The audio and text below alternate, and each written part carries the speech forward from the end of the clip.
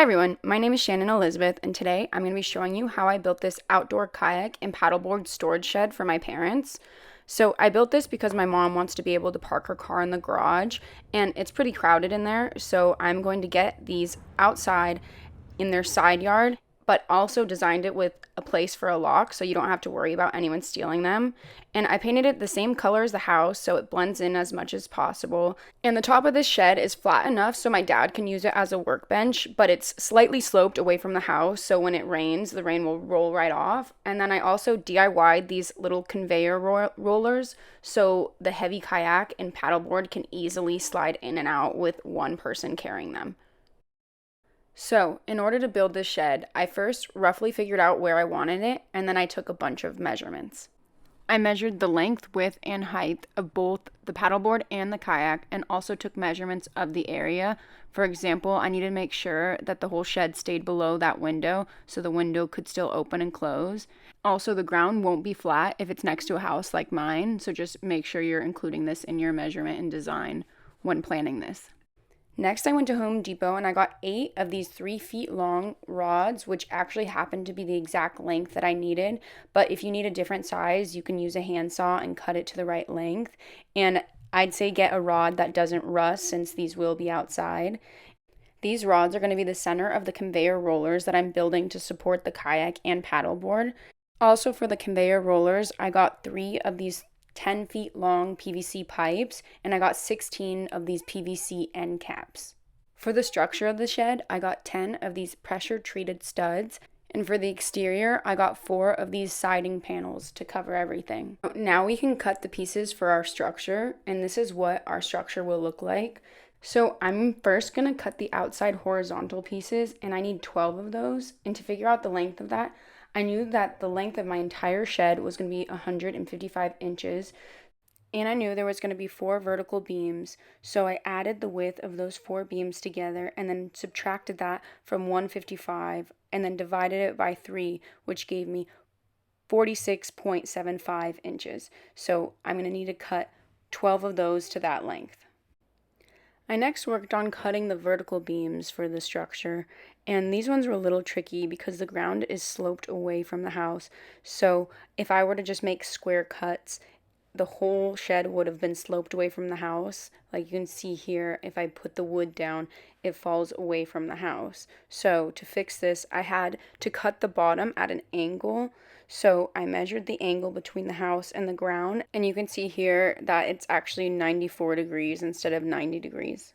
So I set my table saw to 94 degrees and cut 8 pieces at 34 inches long while cutting both the bottom and the top at that angle. And the reason the top is also angled is so when it rains, the rain just goes off instead of puddling on top of the shed. Once getting all of those cut, I added pocket holes to both ends of the horizontal pieces and then sanded everything that I've cut so far. Then I started attaching the horizontal pieces to the vertical pieces with pocket hole screws and with wood glue. And I attached the top pieces all the way at the top and the bottom pieces about an inch off of the ground. And I just kept doing this until both sides were completely assembled. Next, I started working on the center pieces, and this piece has to be around 2 inches shorter than your metal rod so that the rollers stay in place and are easily able to turn. So I cut 8 pieces at 34 inches and then added pocket holes to both ends of those pieces and then sanded them as well, and now I can start making the rollers. Using a drill bit that was slightly bigger than the metal rod, I drilled a hole in the center of each end cap so the metal rod can slip through there.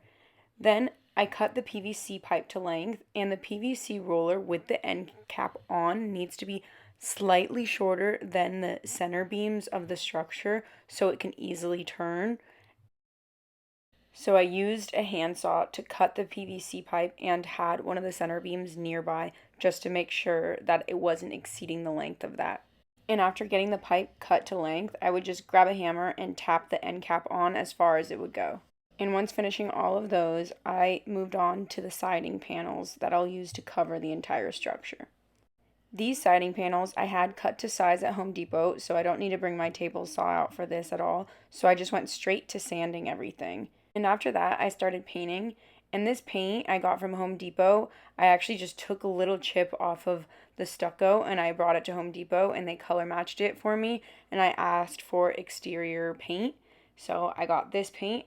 And this paint was a primer and paint all in one, but I still wish I got primer because I had to do 3 coats of this paint, whereas it probably would have only taken 1 or 2 if I did use primer first.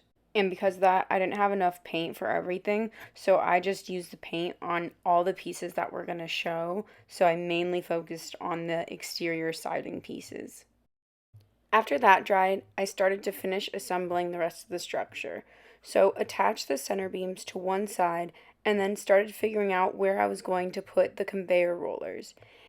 And how the rollers work is I'll drill a 1-inch hole in the same spot on both sides where the rod will be inserted so that the metal will stay in place and then the PVC will rotate around it. And now we can attach the 2 sides. This part was a little tricky because you have to make sure that the metal rods are inserted into the holes while you're screwing in the pocket holes, or else you'll have to unscrew them and try again. And when attaching the sides to each other, everything on one side is about an inch lower because the slope in the ground. Another option would have been to cut the ends of the center beams at an angle, but I chose to do it like this instead. So you can see here that on this side, it's 1 inch lower than the other side. And I decided to do 5 conveyor rollers on the bottom and only 3 on top because the kayak is a lot heavier than the paddleboard and the paddleboard's actually pretty light. So I only used the vertical posts to support the paddleboard. So you can see here that I'm putting the metal rod between the PVC and inserting the rods into the holes that I drilled and then screwing the 2 sides together to keep the rollers in place. And I just repeated doing that down the line until everything was attached and all of the rollers were in place. So now that our structure is completely done, I can flip it upright, and I added paint to the spots that I couldn't hit, and especially the spots that would either touch the ground or get a lot of water on it. And while letting that dry, I decided to cut the front and back piece, so like the front door that opens and the very back piece, because this is the only 2 pieces that aren't square, so I had to use my circular saw to get that to size. So cleaned up the area a little bit and then put the structure in place, and now I can start attaching the siding panels. To attach the siding panels, I drilled holes with my drill and then just added screws, and I probably added around 4 to 8 screws per each panel. Here I am cutting some scrap pieces of wood the same size of the hinges that I'm installing on the front door because the siding panels were too thin for screws, so I doubled up the thickness where the hinges were going to attach to. And if I were to change anything about this project, I would have chosen a thicker material for the siding panels. So got the hinges attached to the door and then put it up to the structure just to make sure it fit and to see where I should attach it to the structure. And then attached to the structure and made sure that the door fully closed in and out without anything obstructing it. So now I can work on attaching a lock. So how I did this is I figured out where I wanted it and then kind of notched out a little section in the door, and I decided to use that notch to stay in that corner, and then I was going to just make the lock on top of it. So attach the lock using the manufacturer's instructions. And now I can attach the rest of the siding panels. So now finishing off attaching the rest of the siding panels, and attached all the side ones first, and then after that I attached all the top ones, and the top ones I made sure that the line in the siding panel was facing down so water wouldn't catch in that little groove and stay in there and potentially rot the wood eventually. So you can see all of the lines are facing towards the ground. And one thing I forgot to record is I actually did a layer of water-based polyurethane over the entire top just to give the top some extra protection since it will be used as a workbench and because rain will be hitting it.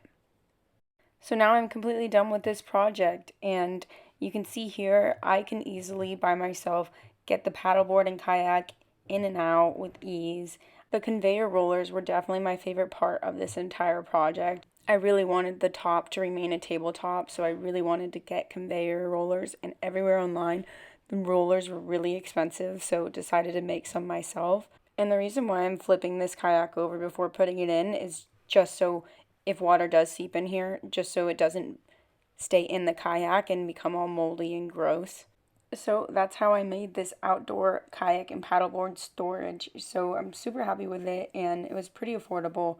So thank you so much for watching, and comment down below if you have any other ideas for this problem or if you have any questions at all. Thanks. See you next time.